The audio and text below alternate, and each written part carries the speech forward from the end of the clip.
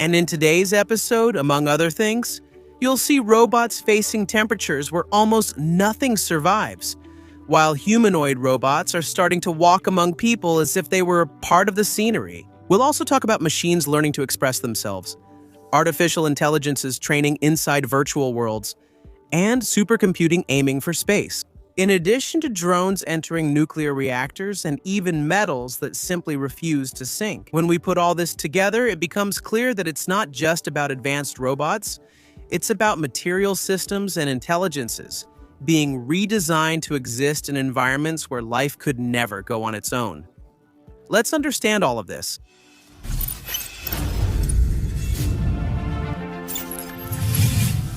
Hello, impressed viewers. I'm Carlos Alves, and you're watching Incredible Reality. A new technology is already active in over 180 countries, with many Brazilians using it to save money. If you're not using it yet, you're falling behind. It's Nomad, my friend, and our channel partner, and honestly, it helps you avoid losing money. Nomad converts your money to the currency of the country where you are using it at the commercial exchange rate, which is much cheaper than the tourist exchange rate at currency exchange offices. You also skip that absurd imposto sobre operações financeiras tax on credit cards, and opening the account takes 5 minutes or less. Try it if you don't believe me. You receive both a virtual and physical card, allowing you to travel, shop online, or subscribe to foreign services without hidden fees or surprises. Listen up. Nomad launched an international SIM card you activate at your destination. It works on Android and iOS, provides internet in 30-plus countries. So, who is Nomad for? Levels 1-4 receive 1 gigabyte free, while Level 5 gets unlimited internet for 15 days. Now, here's the part few people use. Nomad offers up to $20 cashback for new customers who open an account now and use code R20 on their first currency exchange. Click the link in the description or pinned comment, open your account, get cashback, and stop missing out on money. And of course, you also support the channel, Realidade Impressionante, to keep bringing you the cutting-edge technology you love to see. In northern China's Altai region, the humanoid robot walked through deep snow as temperatures dropped to minus 47 degrees Celsius. The company responsible for this demonstration was Robotics, which put its Humanoid one to face one of the most hostile environments ever used in a public demonstration of this kind. The visible goal was symbolic, and a final flyover reveals that the robot's footprints drew the logo of the 2026 Winter Olympics broadcast in the snow. But behind the marketing, there is something much bigger. Because extreme cold is not just discomfort. In robotics, cold means batteries that lose capacity, motors that seize up, lubricants that harden, sensors that start to fail. In other words, it means the functional death of that machine. And to survive, the G1 had to be adapted. He wore a thermal jacket and makeshift covers on his legs and feet. This is a simple solution to a brutal problem, preventing joints and internal systems from freezing over time. Unitree reports the robot walked over 130,000 steps. It matters because we're not just talking about a few meters, we're already talking about prolonged endurance. Maintaining balance, traction, and motor coordination in deep snow is already difficult for us humans, even for the more experienced ones. For a humanoid robot, it's a mathematical nightmare. Each step requires micro-adjustments of torque, posture, center of mass, and contact with the ground, and all of this needs to happen in real time. The G1 isn't the company's newest or most advanced model, which is exactly why it was chosen. With thousands of units shipped worldwide, the G1 is Unitree's most mature platform and a real product already on sale, not just a prototype. This choice clearly signals the market. It's no longer just about making impressive robots with those short videos we've been seeing around. It's about proving that they can survive outside of a controlled environment. There's an even more interesting aspect. While this action seems to show robot autonomy at first glance, doing everything itself, the precision needed to draw an entire logo probably involved global positioning system planning, preloaded maps, or even human supervision. In other words, we're not dealing with a completely free robot that's wandering around on its own all the time, at least for now. But if a robot can already survive in environments where humans can barely endure, the next challenge is no longer just about enduring. It's not, and now it becomes about coexisting with us human beings. And it's exactly here that some humanoids start to change their role. In a luxury mall in Shenzhen, people passing shop windows notice something unusual. A humanoid robot calmly crosses the space with upright, natural movement. It was the famous Elon, Xpeng's humanoid robot, making its first public appearance outside the lab as a social presence, not just a technical experiment. This appearance delivers a powerful message. Before robots enter hospitals and homes, they first need to learn how to exist among people. And existing isn't just about performing tasks. It's about moving in a way that doesn't cause so much estrangement. Xpeng claims that this effect comes from a body architecture directly inspired by human anatomy. Iron has a bionic spine with 5 degrees of freedom, combined with a set of hips designed to allow smooth trunk swings, similar to those of a real human body. Routed under the clothing, there is also a 3D printed lattice structure that works as a kind of artificial musculature. This layer isn't just for aesthetics. It absorbs vibrations, reduces impacts, and eliminates that classic pattern of robotic movements from rigid blocks. The result is a smoother, less mechanical walk that feels a bit more organic. Even so, engineers noticed an important detail. The hands used in the demonstration still belong to a previous generation of hardware. In other words, Xpeng is not showing the robot in its final form. They're showing something intermediate. This reveals a clear strategy. Before showing a robot can lift boxes, tighten screws, or run machines, the company wants to prove that it can stand still next to a human being without causing much discomfort. This might be the most difficult challenge in robotics, because it's not a problem of torque or sensors, and much less of algorithms. It's a psychological problem, a problem with our perception. XPEG developed what it calls body logic. This is a base architecture that allows for creating different variations in the same body. Taller, more compact, lighter, or more robust. All this was done without disrupting the balance or natural movement. The company also rebuilt its reinforcement learning system so the robot walks steadily, even if hardware changes. And this, my friends, is fundamental for mass production. And speaking of mass production, it has already started. The company confirmed the first ET, 1 unit of robot built to automotive standards, has left the assembly line. For me, the real milestone here isn't just technological, it's cultural, because it's not enough to just walk among us. It has to look like us, right? And that's already happening, okay? Moya, a humanoid robot, recently attracted attention on Chinese social media. DroidUp introduced Moya in Shanghai, calling it the first fully modern biomimetic embodied AI robot. In practice, this means a robot designed not only to think, but to physically exist in a way similar to a human being. In the videos released by the South China Morning Post, Moya appears walking with steady steps, slightly swinging his arms, adjusting his torso, maintaining eye contact, and displaying micro-facial expressions. Yeah, I know.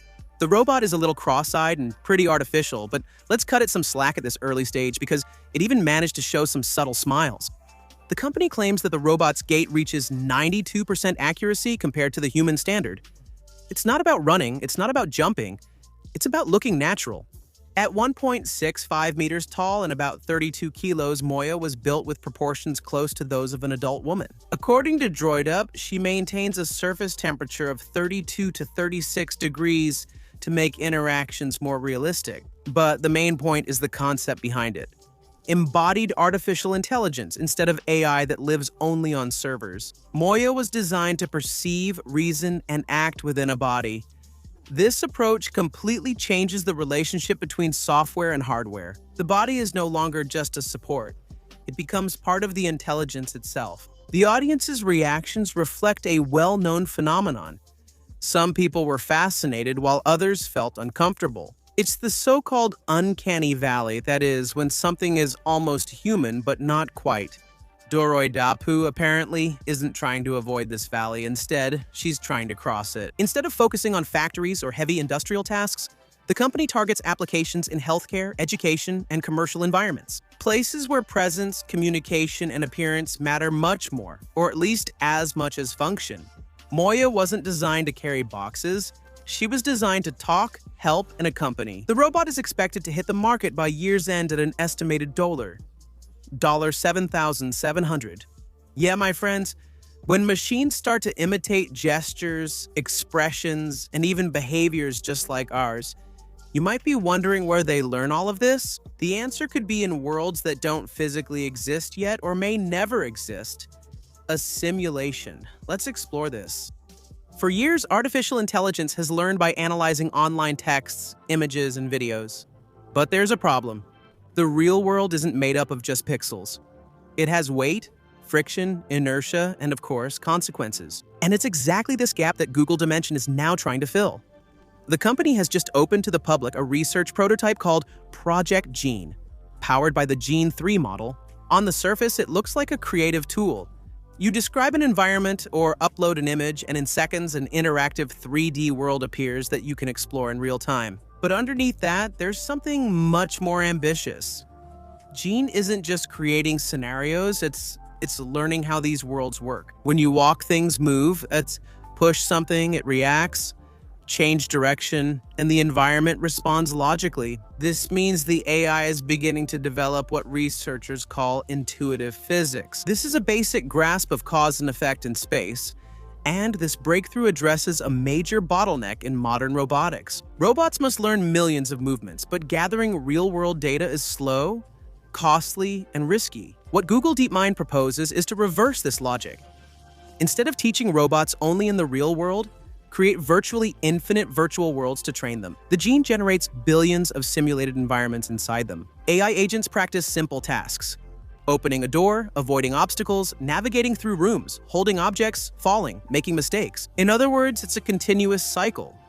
Worlds being created and agents training inside them, which leads to better models, and better models creating even more realistic worlds.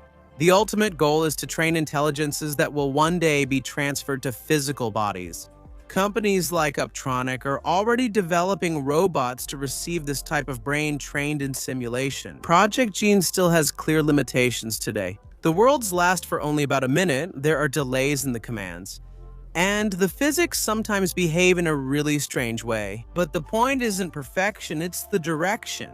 For the first time in history, we see an artificial intelligence not only learning about our world, but already practicing inside worlds it creates itself. And if the robots are going to train in millions of virtual worlds, the brain that supports all of this needs a computational power that's pretty insane. We can put it that way, and this is where artificial intelligence comes in. It starts aiming for space. SPACEX confirmed it acquired Xi, uniting Elon Musk's major projects, rockets, satellites, and AI under one structure. The merger's logic is simple but unsettling. Advanced AI models require colossal amounts of computing power, and computing power means industrial-scale electricity, constant cooling, and massive infrastructure. Today, almost all of this load is concentrated in land-based data centers. But these centers are starting to hit the ceiling of saturated power grids and skyrocketing energy costs. There's also public resistance to new complexes. According to Elon Musk himself, current advances in artificial intelligence depend on data centers that consume too much energy to keep growing indefinitely here on Earth. The solution he proposed is to take the data centers up into space. Days before the merger was announced, SPACEX sought approval to launch up to 1 million satellites. All this aims to create a constellation that supports solar-powered orbital data centers. In other words, there will be AI server farms floating above the planet, of course. This is possible without land constraints, with direct sunlight and no competition for energy from cities. Musk stated that in 2 or 3 years, the cheapest way to generate the computing power for artificial intelligence might be outside of Earth. This race isn't happening in isolation. NVIDIA's chief executive officer warned that next-generation models could need up to 100 times more energy than current ones. Goldman Sachs estimates data center electricity demand could rise 165% by 2030. Companies like Microsoft and Meta have already spent tens of billions of dollars in recent quarters just expanding their infrastructure. The practical result of this is starting to show up in the real world. In some regions, electricity prices near data centers have risen by more than 200% in 5 years. In other words, artificial intelligence is transforming software and straining civilization's energy foundation. While some build data centers off Earth, others are placing machines in the most extreme places on the planet, including where the so-called future energy is created. Drones have conducted aerial inspections inside a nuclear fusion facility for the first time. The facility is Joint European Torus in Curran, Oxfordshire. This is one of Europe's most important fusion reactors. For nearly 25 years, Joint European Torus used deuterium and tritium fuel, setting fusion energy production records. Now, however, it enters a new chapter: decommissioning.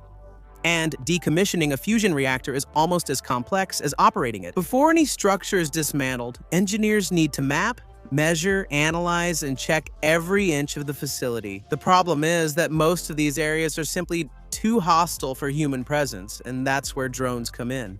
United Kingdom Atomic Energy Authority teams, in partnership with robotics centers and engineering firms, have begun experimental flights inside the facility. There were over 30 flights, each lasting up to 7 minutes, the battery limit. But these weren't ordinary drones. The model used is surrounded by a flexible cage, which allows it to gently collide with structures without falling or damaging sensitive components. In practice, it's a drone that can scrape against walls, pipes, and metal surfaces while it keeps flying inside this cage. The equipment carries a powerful combination of high-resolution cameras, sensors, LiDAR, for three-dimensional mapping, and radiation sensors. This means that at the same time the drone sees, measures distance, creates 3D models, and detects radiological levels. All of this is done remotely without exposing any humans to risk, but the mission wasn't simple. Okay, the airflow generated by the propellers stirs up contaminated dust, and suspended particles pose additional risks. To get around this, the teams had to create new safety protocols, new flight standards, and new methods of cleaning and containment. It's a long process. Technology meant creating more powerful machines, but now it increasingly means creating machines that take on the danger in our place. And when machines start operating in reactors, ice, and space, one detail becomes crucial. The materials supporting all this must differ, and some already challenge classical physics laws. The notion of an unsinkable ship has captivated people since the Titanic sank in 1912. Engineers, physicists, and even designers try to answer a simple question: is it possible to create structures that simply refuse to sink, even when they are damaged? Researchers at the University of Rochester say they've made real progress in that direction. The team showed ordinary aluminum tubes can be made into structures that float forever. And that's even when they're full of holes, even after being submerged for long periods, and even in turbulent water. The secret isn't in engines or pressurized tanks, it's on the surface. The scientists used a laser texturing process on the inside of the metal, creating millions of microscopic and nanoscopic cavities. It's these structures that make the aluminum super hydrophobic, meaning water simply can't stick to the surface when the treated tube goes into the water. Something curious happens. A stable air bubble forms inside and won't come out, even if the tube is pushed down. As long as air remains trapped, water can't fill the space. As long as water doesn't fill the space, the tube floats. In tests, tubes stayed afloat for weeks, even in tough conditions. They were punctured, deformed, exposed to rough water, yet still floated. In practice, this means that several tubes can be connected to form larger platforms, bases for ocean buoys, structures for docks, and foundations for floating platforms, or even hulls of vessels that are much more resistant to catastrophic failures. That's right, my friends. Among machines that learn to withstand extreme cold, materials that defy the laws of physics, and artificial intelligences being sent into space and trained. Even before being born into the real world, technology begins to take on a new role, expanding the capacity for existence and maybe even allowing humanity to go a little further. That in the best case scenario, right? Because in the worst case, it would be something like Skynet. Remember that all the sources for everything you've seen are here in the description. Thank you very much for sticking with me until now, and I'll see you in the next one. Just click on one of the 2 suggestions on your screen. I'll wait for you there. Thanks, bye. Don't forget to subscribe to Audio using the link in the description. If you haven't yet, please open a Nomad account to help me. That's it. Thanks and goodbye to everyone who stayed.